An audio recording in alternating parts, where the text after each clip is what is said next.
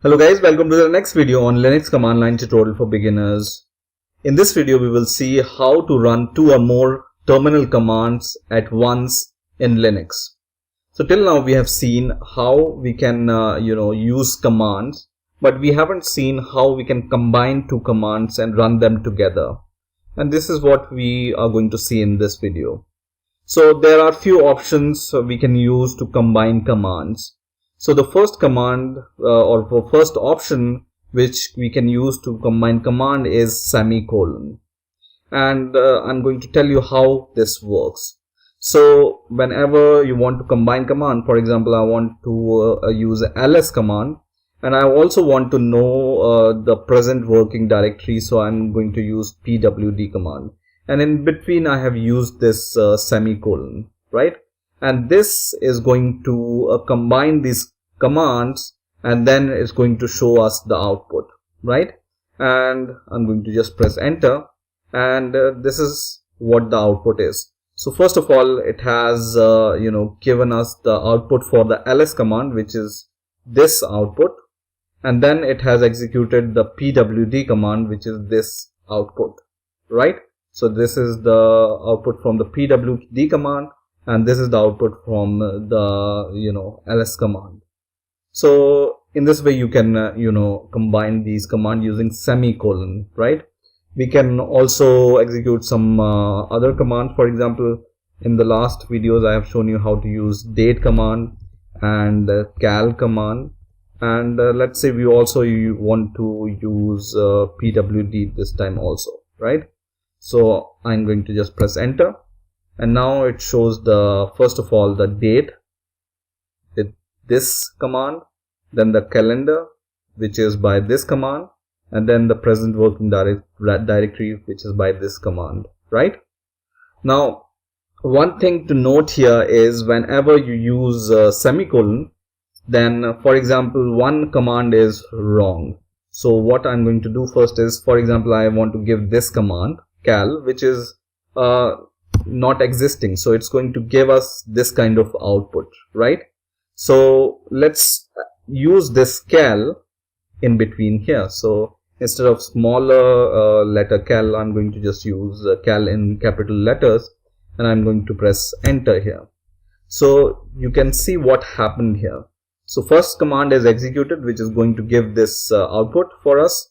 Second command doesn't really exist, so it's going to give us the error, but it's also going to go to the next command, and it's going to print the next command output, which is the present working directory, right?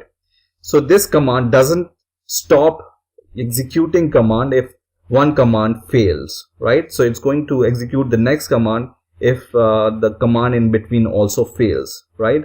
So this is the specialty of this command. So I'm going to just clear the terminal, and then I'm going to talk about the second command. The second command to combine few commands together is using these ampersand symbol, double ampersand symbols, right? And this is essentially is going to do the same. So for example, I want to do ls once again, and then double ampersand, I want to do pwd, and then once again double ampersand, then I want to see the date, so I'm going to give the date, and for example I want to see the calendar also, so I'm going to give the cal command and press enter. So it gives the same output. So the output first will be the ls, and then the present working directory, then the output for the date, and then the output for the calendar, right? Now one thing to note here in both these combining command with semicolon and these ampersand is the sequence matters here. So for example, when I use date semicolon cal here, then first date will be executed and then calendar will be executed. So this sequence matter. So for example, when you do cal and then date, then it's going to show the calendar first and then the date, okay? And same is with the ampersand also. So instead of this semicolon, when you use ampersand, it's going to show us the calendar first and then the date, and when we use date %cal, then it's going to give us the this date first and then the calendar.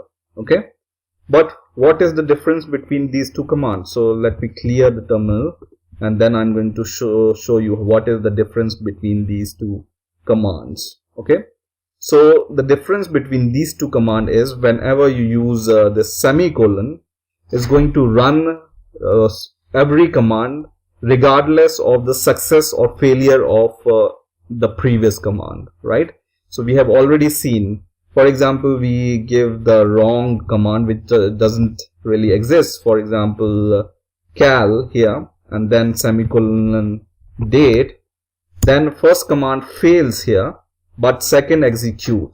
So it doesn't matter if first command is failed or the command in between fail, it's going to execute all the command there, right?